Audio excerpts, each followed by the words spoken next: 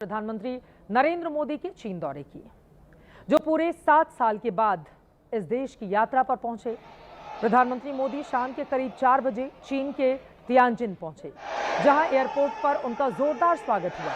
प्रधानमंत्री मोदी के स्वागत में रेड कारपेट बिछाया गया। चीन की महिला कलाकारों ने संगीत की धुन और नृत्य के साथ अपने मेहमान का शानदार जानदार स्वागत किया। एयरपोर्ट से प्रधानमंत्री तियानजिन के होटल पहुंचे तो उनके स्वागत में वहां भारतीय समुदाय के लोग बेकरार थे। अपने नेता को देखते ही इन लोगों की जुबान से भारत माता की जय, वंदे मातरम गूंजने लगे।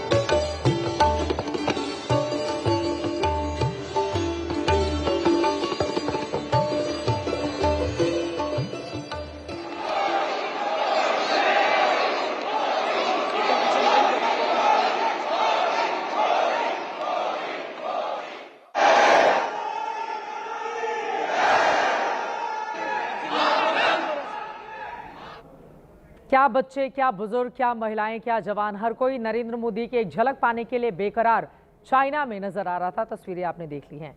होटल परिसर में पीएम मोदी के स्वागत में चीन की महिला कलाकारों ने भारतीय शास्त्रीय नृत्य और संगीत पेश किए।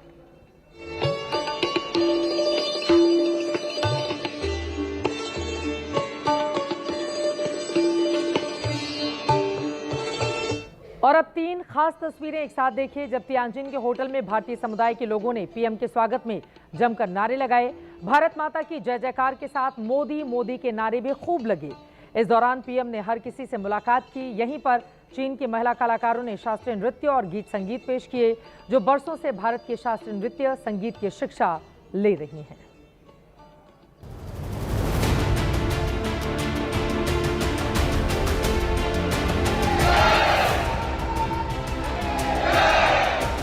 You know, we love Indian culture and art, so we feel so proud to perform for the Prime Minister.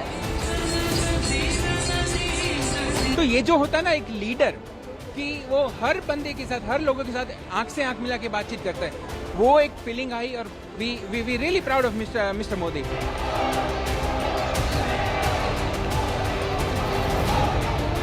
It will be a very unforgettable experience for our life.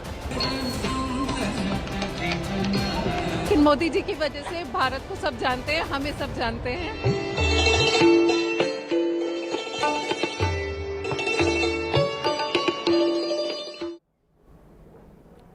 अब आपको बताते चले कि प्रधानमंत्री मोदी पूरे 7 साल के बाद चीन के दौरे पर गए हैं।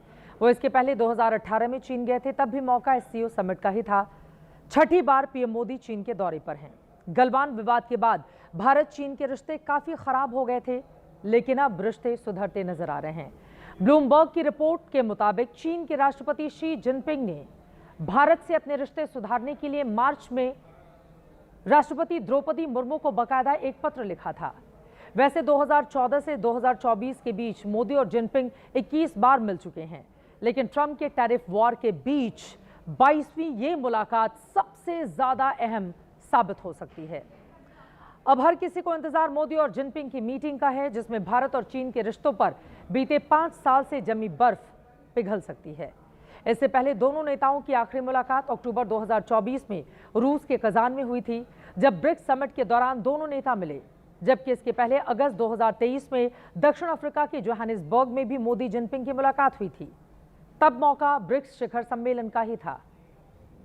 कहा जाता है किसी भी देश के लिए दुनिया में ना तो कोई स्थायी दोस्त होता है और ना ही कोई स्थायी दुश्मन होता है। स्थायी अगर कुछ है तो वो है देश हित।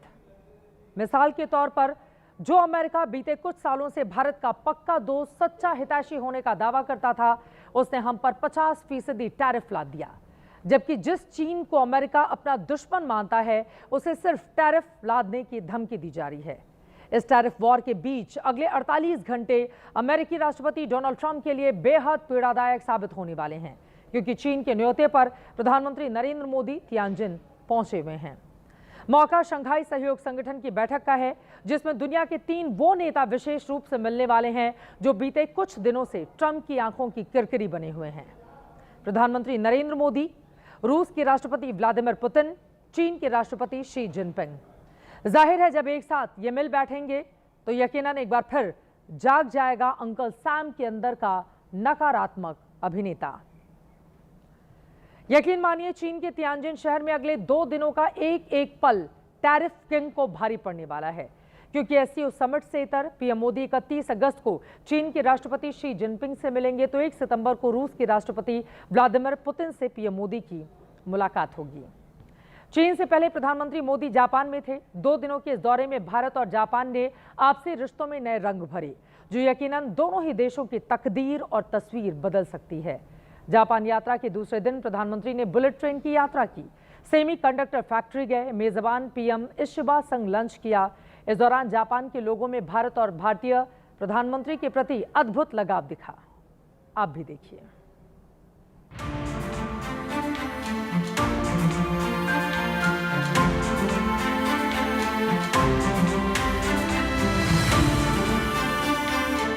दुनिया में भारत का रसूख क्या है, दुनिया वाले हमें कितना सम्मान देते हैं, इसकी सबसे नई झलक जापान से आई है।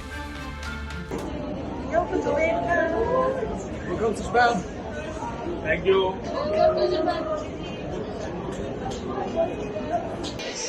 Welcome to Japan.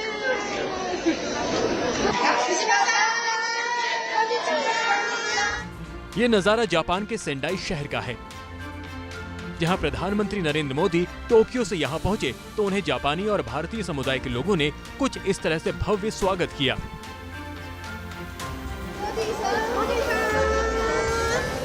Welcome to Japan.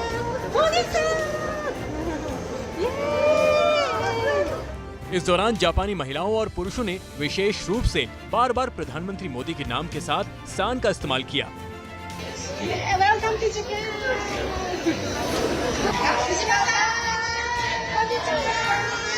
जापानी संस्कृति में सान शब्द का इस्तेमाल सम्मान के रूप में किया जाता है, जिसका अर्थ होता है श्रीमान, श्रीमती, सुश्री या कुमारी। यकीनन 140 करोड़ भारतीयों के प्रधानमंत्री के सम्मान में इस शब्द का उपयोग भारत से जलने वालों को और जलाने वाला है। मोदी सेंडाई पहुंचे, पर कहां गए, क्या किया, ये आपको बताएंगे। उससे पहले मेजबान प्रधानमंत्री संग मोदी की Tokyo to Sendai bullet train की यात्रा की तस्वीरें भी देख लीजिए। इस दौरान जापानी प्रधानमंत्री शिगेरू इशिबा और प्रधानमंत्री मोदी ने बुलेट ट्रेन तकनीक पर भी विस्तार से बात की। प्रधानमंत्री मोदी और इशिबा जिस बुलेट ट्रेन की सवारी कर टोक्यो से सेंडाई पहुंचे, उसे जापान में शिंकानसेन कहते हैं। शिंकानसेन ट्रेन की रफ्तार 275 किलोमीटर प्रति घंटे से 320 किलोमीटर प्रति घंटा होती है। समय की पाबंदी के लिए मशहूर इस ट्रेन से जापान में आज तक एक भी इंसान की जान नहीं गई। बड़ी बात यह कि भारत के बुलेट ट्रेन प्रोजेक्ट के लिए भी अब जापान से नई पीढ़ी की E10 शिंकानेन ट्रेन मिलने वाली है। इस ट्रेन से सेंडाई पहुंचने पर प्रधानमंत्री मोदी और इशिबा टोक्यो इलेक्ट्रॉनिक फैक्ट्री गए, जहां दोनों नेताओं ने ट्रेनिंग रूम से लेकर प्रोडक्शन इनोवेशन लैब तक का दौरा किया और कंपनी के बड़े अधिकारियों से बात की। टोक्यो इलेक्ट्रॉनिक फैक्ट्री जापान की मशहूर इलेक्ट्रॉनिक्स और सेमीकंडक्टर कंपनी है। प्रधानमंत्री मोदी ने सोशल मीडिया में सेमीकंडक्टर प्लांट के दौरे की तस्वीरें साझा की। साथ ही इस क्षेत्र में भारत की प्रगति का जिक्र करते हुए इसे भारत और जापान में आपसी सहयोग का एक अहम केंद्र बिंदु बताया। सेंडाई में ही प्रधानमंत्री इशिबा ने अपने मेहमान प्रधानमंत्री के सम्मान में दोपहर के भोजन का भी आयोजन किया। इस दौरान जापान के तमाम जाने माने लोग भी मौजूद रहे। टोक्यो में प्रधानमंत्री मोदी इस विरले मौके के भी गवाह बने, जब जापान के सभी 16 प्रांतों के गवर्नर्स ने उनसे मुलाकात की। भारत और जापान में शुक्रवार को ही 13 अहम समझौते हुए। साथ ही जापान ने 2025 तक भारत में 10 ट्रिलियन येन निवेश का भी ऐलान किया। दोनों देशों में 2023 से 2024 में 23 बिलियन अमेरिकी डॉलर का व्यापार हुआ था। इसमें जापान से निर्यात 18 बिलियन डॉलर और भारत से निर्यात 5 बिलियन डॉलर रहा। साफ है, हम जापान से खरीदते ज्यादा हैं और उसे बेचते कम हैं। लेकिन सच ये है कि जापानी तकनीक और भारतीय दिमाग, जापानी हार्डवेयर और भारतीय सॉफ्टवेयर वो जोड़ी है जो अपने कमाल से दुनिया में नया धमाल मचा सकती है। अगले 5 वर्षों में अलग अलग क्षेत्रों में दोनों तरफ से 5 लाख लोगों के आदान प्रदान को प्रोत्साहन दिया जाएगा। इसमें 50,000 स्किल्ड भारतीय जापान के अर्थव्यवस्था में सक्रिय योगदान देंगे। India is bringing transformation to the whole world through innovations. Japan can also boast of advanced technology leading the world's growth. When we think about Japan and India relations going forward, we need to take advantage of each other's strengths to bring solutions to our challenges and to help each other. Japan के आम लोगों के मन में भारत के लिए कितनी ज्यादा इज्जत है, इसे आप जापानी कलाकार की हिंदी जुबानी से ही समझ सकते हैं। मैं इंडिया आना जाना करते हुए 30 साल हो गए हैं, तो 30 साल सबसे अच्छे दिन मेरे लिए आ गए हैं, क्या बता सकते हैं हम। प्रधानमंत्री इशिबा के साथ द्विपक्षीय मुलाकात, आपसी करार, स्वागत सत्कार और तोहफों के आदान प्रदान के बाद बतौर प्रधानमंत्री मोदी की 8वीं जापान यात्रा पूरी हो चुकी है, जो हर लिहाज से सफल और सार्थक कही जाएगी।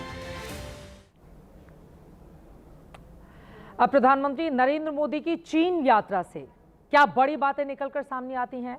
अमेरिका को कैसे मिर्ची लगेगी? ट्रंप अपने टैरिफ वाले फैसले पर किस तरह से पछताने वाले हैं? और नए रिश्ते की शुरुआत करते हुए भारत चीन के साथ, रशिया के साथ मिलकर कैसे आगे बढ़ेगा? हर एक खबर जानकारी आप तक पहुंचाते रहेंगे।